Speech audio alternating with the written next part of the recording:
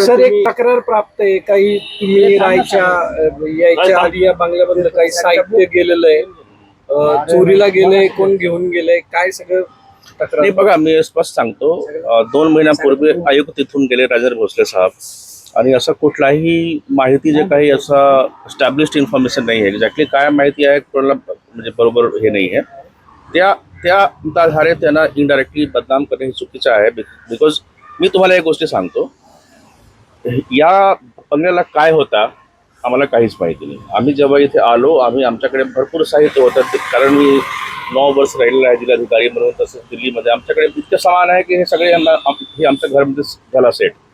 थोडाफार काही आवश्यकताप्रमाणे किचनचं काम, काही हॉलचं काम आम्ही करून घेतलं. माझं काय म्हणणं आहे की जर सामान इथून निघून गेला असेल तर कुठे गेला त्याचं कुणालाही काही माहीत नाही. शेवटी याच्यामध्ये जबाबदार जे आहे आपले भवन विभागचे जे काही अभियंता ज्यांच्यावर देखरेखची जबाबदारी ते जबाबदार आहेत. मी काही पूर्वीचे आयुक्त किंवा आताचे आयुक्त किंवा हे सगळे विषयच नाही.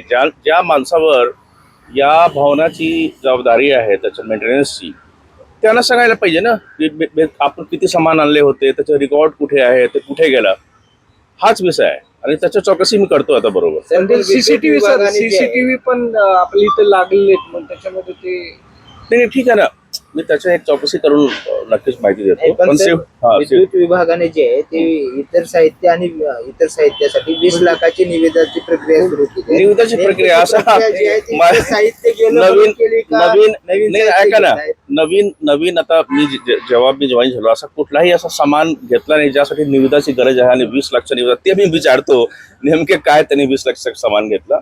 मी हे सगळे प्रश्न तुमच्यावर अपेक्षा आहे पुणेकरांची की ही पारदर्शकता पाहिजे ना. हे म्हणतात विद्युत विभागाची जबाबदारी नाही, महापालिका भवन म्हणतात आमची करतो बरोबर.